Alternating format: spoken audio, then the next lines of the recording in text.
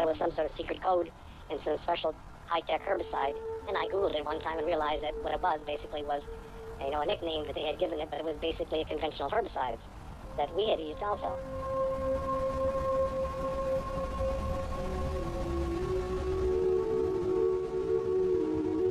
It's several poisons put together, and you create a super poison, really. The dioxin, or the TCDD, was produced with the manufacturing process of the 2,4,5-T. Because back in those days, first of all, they didn't even know what dioxin was. They had no way of knowing that they made it, and they didn't have the instrumentation to measure it in the small quantities that it was present. And that's the real problem with dioxin. It's very toxic at very low levels, and it's a man-made chemical.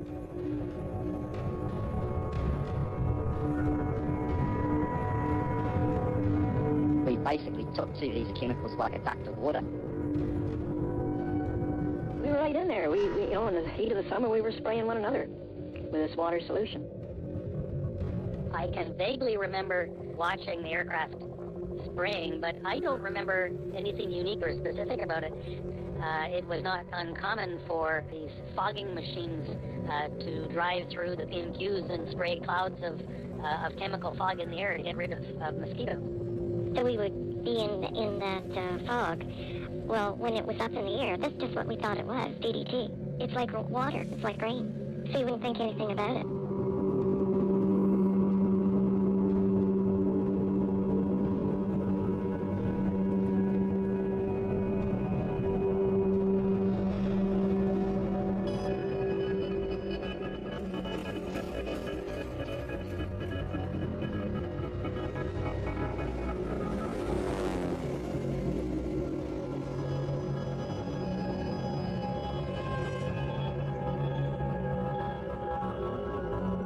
Fly for miles and you don't see any animals from the air, where just a few years before there were tons of moose and tons of bears. It kind of makes you wonder what's going on exactly.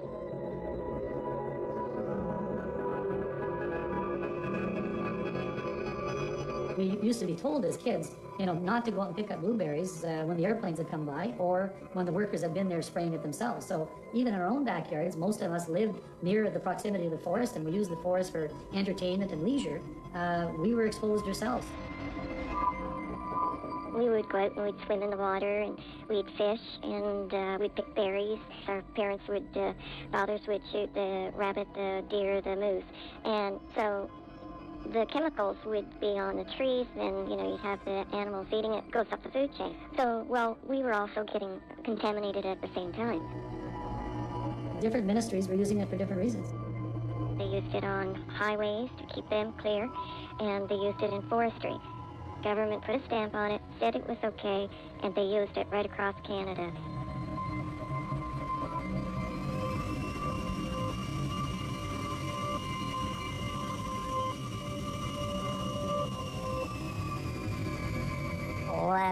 Cây lớn đổ rồi đến khi lên mọc lên thì nó lại tiếp tục rải liên tục nhiều lần, cho nên bây giờ cái nơi là gọi là chất độc rải trồng lên chất độc. Và chúng tôi là sống chiến đấu ở cái vùng đấy, cho nên chúng tôi uống nước suối đấy, ăn rau rừng ở đấy và hít thở không khí ở đấy, cho nên chúng tôi có thể bị nhiễm ở đấy.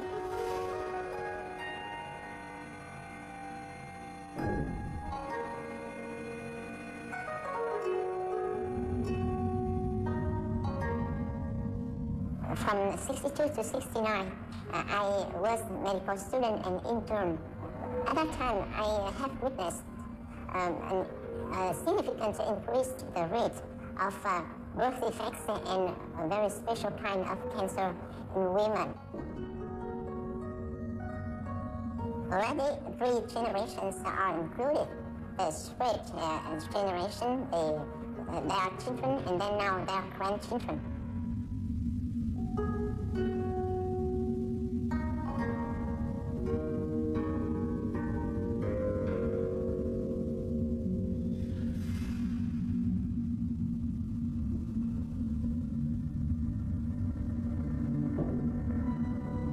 Well, we were one of the first countries to introduce use 2,4,5-T and 2,4-D in the late 1940s. And we used quite high use rates to clear land of weeds and particularly brush country.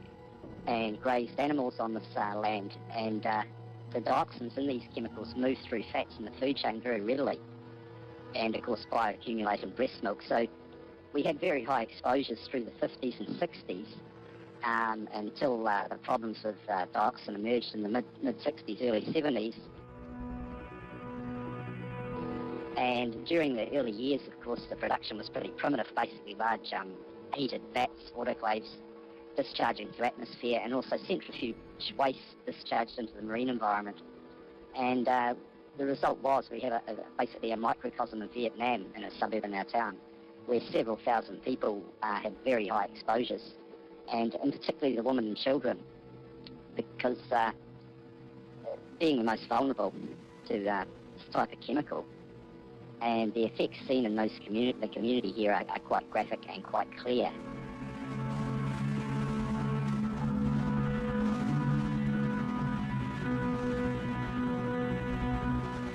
I live in Oregon, in the Coast Range of Oregon, and we moved here in 1974, and it was the next spring. First of all, helicopters sprayed the ridges surrounding our place, and we had no idea what they were doing or why. That was my introduction to 2,4-D and 2,4,5-T, which I didn't know at the time were the ingredients of Agent Orange. A couple of days later, when we looked at the river, we walked down there. There were dead ducklings floating, bobbed up on the shore, and dead fish, dead crayfish, and birds in their nests like hermit thrushes along the bank where there was a dead one right in its nest. I mean, whatever it was, it did a good job of killing almost everything it hit. A few weeks later, when the ducklings and geese, goslings, started hatching from eggs that were laid just about the time the spraying happened, half of them were all deformed. Their feet were on backwards, they had no wings, and their beaks were crossed. It was pretty appalling.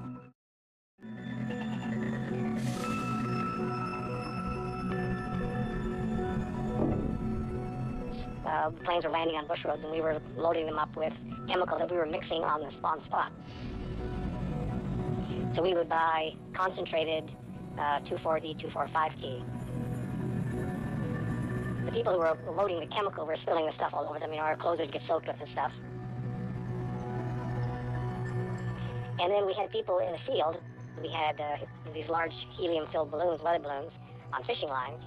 And these balloons, then we would hold the balloon up to the aircraft passed over, then they would march over 100 feet and hold the balloon up again to guide the aircraft. These people in the field were getting sprayed at the same time as the ground was getting sprayed. So they would get, a heavy dosage of a chemical mixture, for hours at a time, every morning and every evening that we were spraying.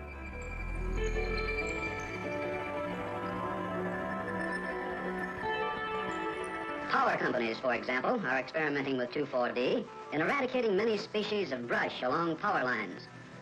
Here, without 2,4-D, weeds and young brush flourish uncontrolled.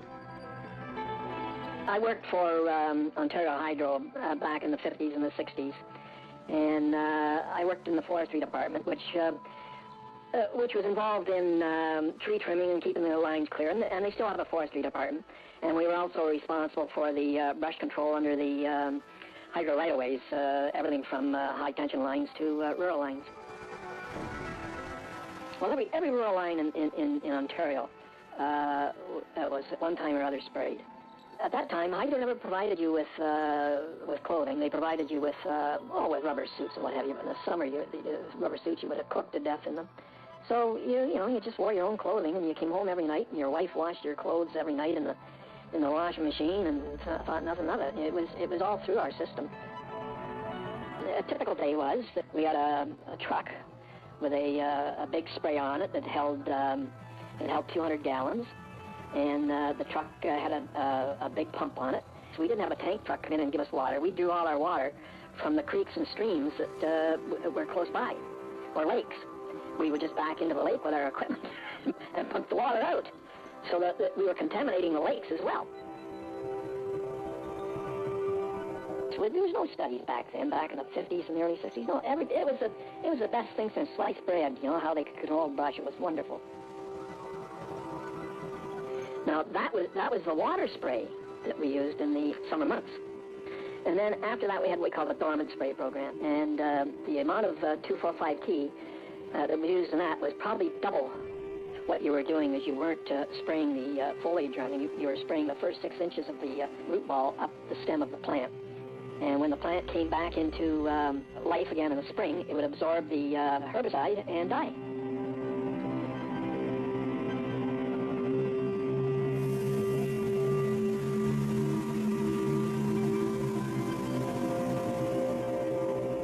We were spraying one part of Agent Orange in Ontario for forest regeneration, and now we're spraying the other part of Agent Orange for forest regeneration. And the whole time the government's telling everyone, you know, this is perfectly safe. And from what I see it out of my float plane, it seems to paint a very different story.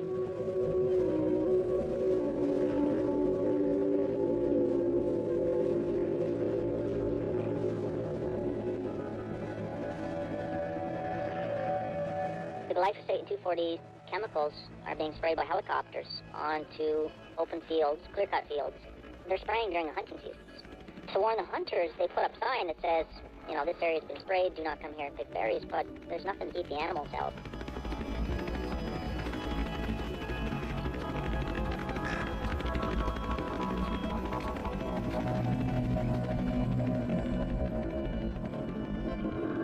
About 1% of northern Ontario is sprayed with chemical herbicides every year, which if you look at it just on a one-year basis, well, that doesn't seem like much, but over 20 years, over 40 years, over 60 years, or over one complete forest cycle, we're talking about spraying chemical herbicides over ultimately the entire forest.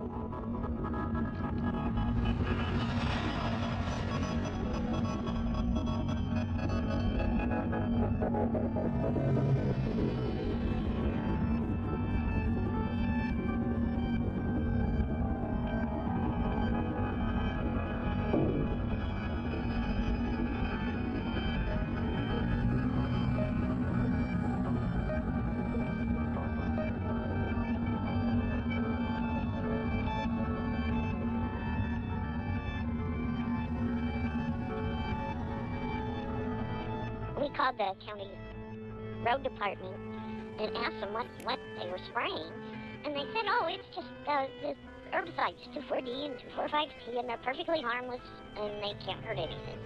And my first thought was, well, they put the wrong thing in the truck, because it obviously harmed a whole lot of things and made my kids very sick. And they said, no, that's all we had in that tank. So that was our first clue that something was not right with the way these chemicals were being used. Because in those days, they just had a couple of guys with high-powered hoses on the back of a tank truck, and they would have contests to see how far they could spray it. I mean, they were not just spraying the roadside.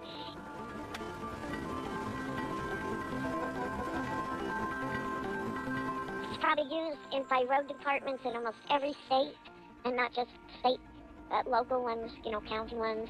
It's used by railroads to control weeds and any kind of vegetation on their railroad bed.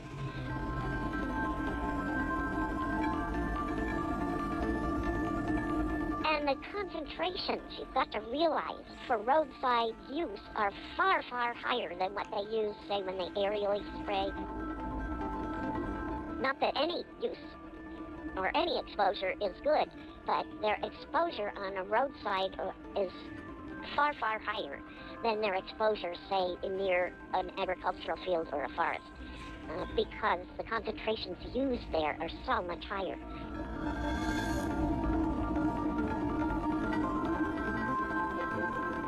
Talking to one survivor, a son of a dad who died, he worked for the Ministry of Transportation, used this Agent Orange on a regular basis as part of their job.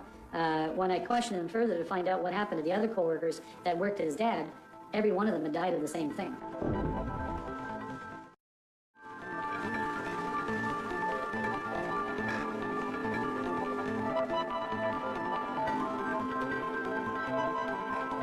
We should definitely be concerned about going to these areas where the spraying occurred, even though it occurred decades ago, because the dioxin component of Agent Orange is exceedingly dangerous.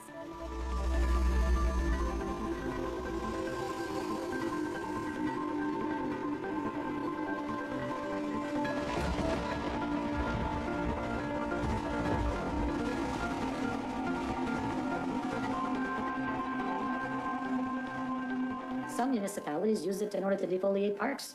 And who was playing in the parks? It was our kids. I can remember many times walking to school and thinking, oh, this grass yesterday was green. Today it's dead, it's crunching under my feet. I mean, one of the big components of Agent Orange that's used to this day in some provinces is 2,4-D. It's extremely common as a herbicide to kill weeds in lawns, and it's connected with cancers and neurological issues and birth defects. We're just talking about pesticides on lawns and gardens, where the only purpose is to change the appearance of a property. There's no health aspect, there's no aspect of protecting the food supply, or anything like that. It's just that people don't like the look of dandelions, and so they're using these poisons.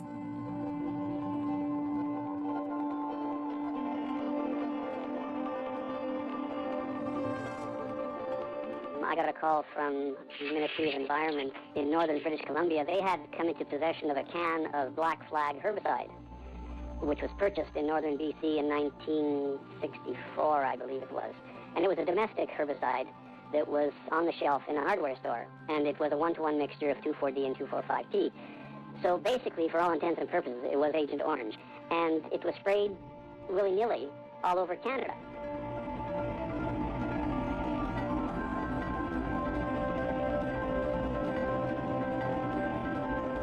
Left to itself, mustard can choke the life out of a growing wheat crop. These pictures, taken a month after treatment, give dramatic proof of 2,4-D's ability to control this weed. Note the sharp dividing lines between treated and untreated test areas.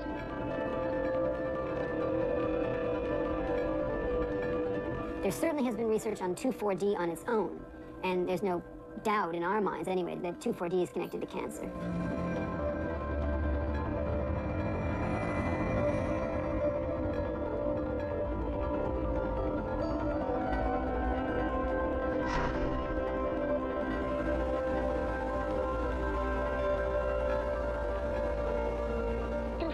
The other half of Agent Orange is still being used. People have forgotten. They have forgotten that 2,4-D was half of Agent Orange. They have forgotten that there was dioxin found in 2,4-D.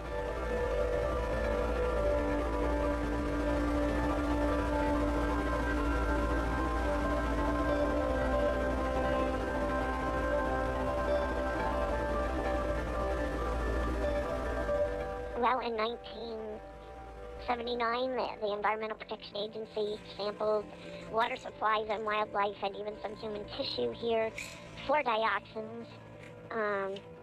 There was a huge scandal over the results of that, but 4 years later they came back, and this was 4 years after banning 2,4,5-T, and they found that levels had increased fourfold. So I don't think the dioxin has gone away. It just is continually, getting into the water via silt and into the food chain, obviously.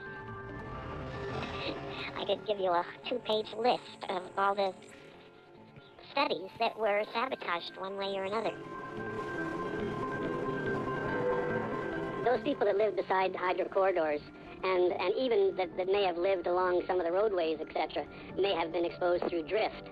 If there was light winds, even there could be drift of the compound into areas of residence, etc. So there is that potential for exposure as well.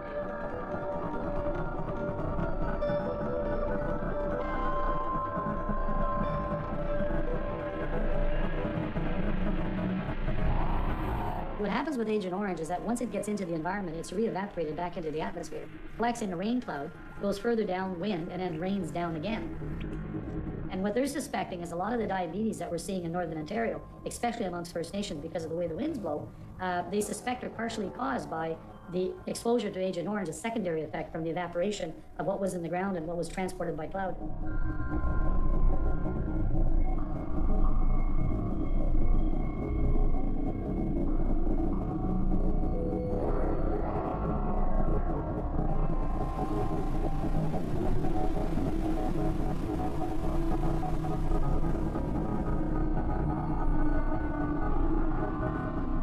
If parents were exposed to these toxic chemicals, then kids living today have a reason to be concerned as well. Dioxins causes many changes of the DNA, so that it can cause many defects until many generations.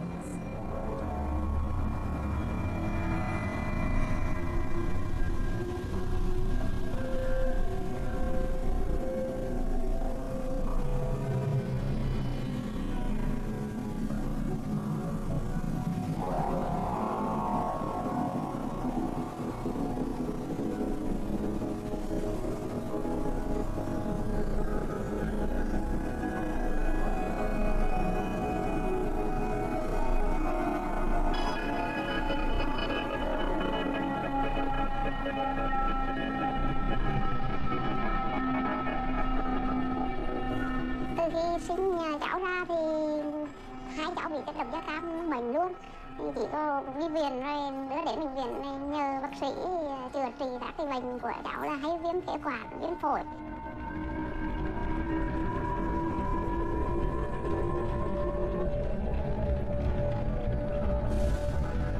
Và sau đó thì họ không báo trực tiếp chúng tôi, nhưng tôi là cũng thông qua hội chụp thận từ chụp đỏ của tỉnh chúng tôi hỏi ra thì được biết, tức là tôi bị thì sau 30 năm thải loại do cơ thể tôi thải loại ra thì tôi đang còn dư lượng lại một cái nồng độ tức là gấp 3, 2.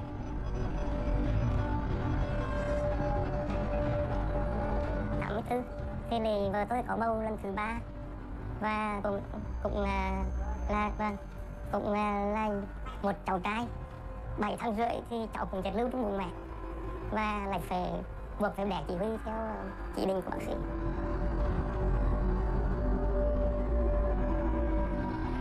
Đến năm 1993 thì chúng tôi không bị định là không sinh nữa, nhưng mà vợ tôi lại có bầu ra một cái cháu.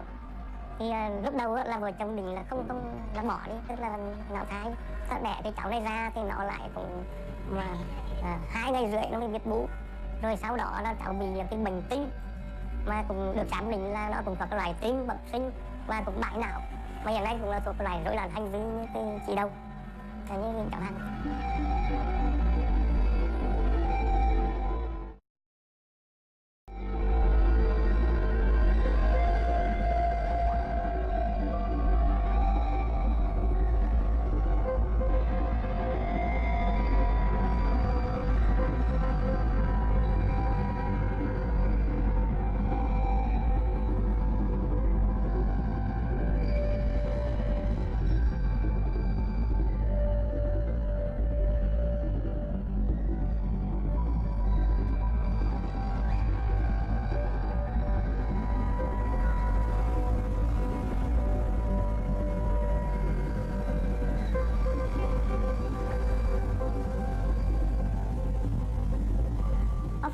I empathize with the families of the veterans and the veterans themselves of the U.S. side.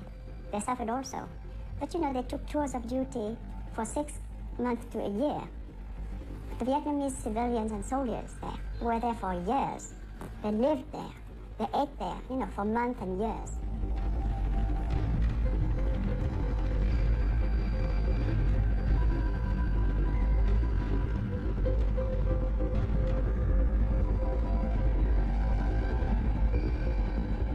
What we call the first wave, the first generation, very high rates of stillbirth and extreme birth defects.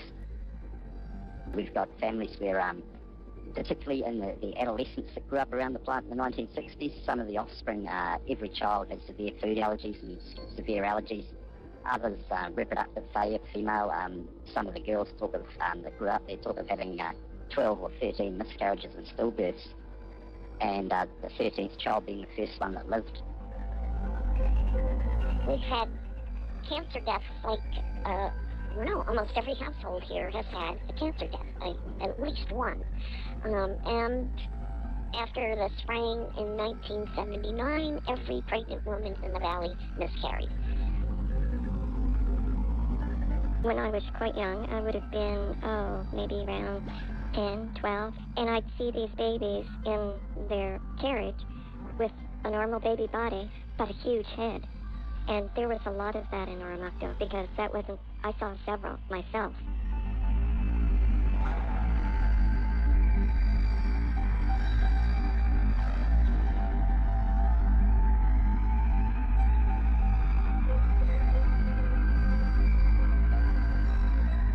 because of my father's work and where we were living and what spraying was going on, that potentially that's the source of a lot of the problems that I've been experiencing. My father retired from the military and shortly after that developed cancer of the bladder. He survived that, but about 8 years later he developed skin cancer on his back, and that eventually grew to cover his entire back from his waistline to his neck. Friends of mine whose father has also served during that time, there were a lot of people died from cancer of different forms, a lot of lung cancer, a lot of skin cancer. My latter son that was born, he was born after I had left Hydro. He was born with 6 fingers. But my legs, I have gone through my GP to a specialist, and I definitely have had neuropathy for 40 years, definitely. And it's progressive, as you know, and it'll get to the point where I probably won't be able to walk. But I know of 2 of my sons that definitely have neuropathy in their legs, and there's no reason for it. I have osteoarthritis of my knees and hips. I have rheumatoid arthritis in my hands, my feet, my knees. I have heart disease that developed shortly after I got out of the military myself, and that's been attributed to Agent Orange.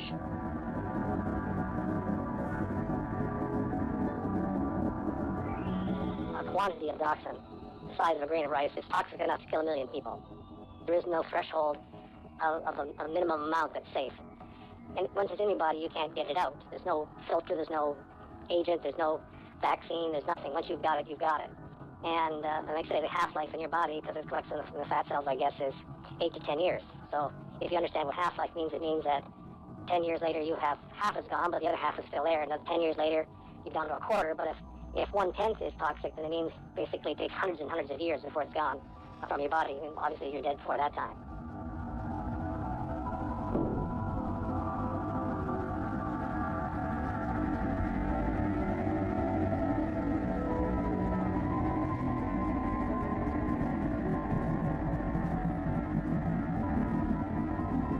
I'm lucky in a way. The people of my valley ran the road department out at Rifle Point in 1981, and they haven't been back since. And the Forest Service stopped spraying any herbicides in 1983, thanks to a lot of work by a lot of people suing them. But other people live near timber industry, and they're still getting sprayed, and just over the ridge from us is a valley where all of the people sampled, 100% of the people sampled had 2,4-D and atrazine in their tissues.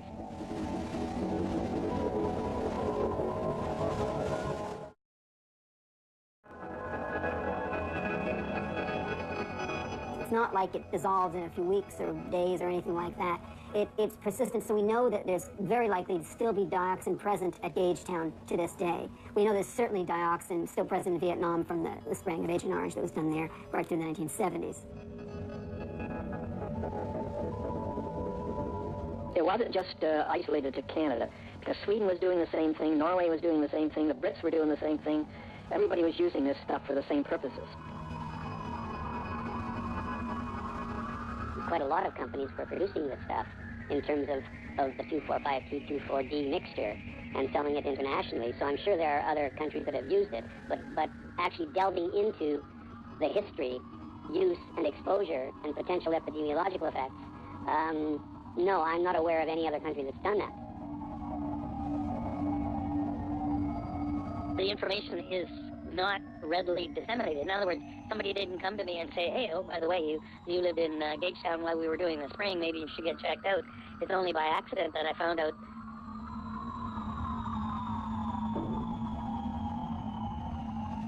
Bây giờ chúng tôi đã tương đối trung lớn tuổi rồi. Bây giờ bọn tôi cũng già đến nơi rồi.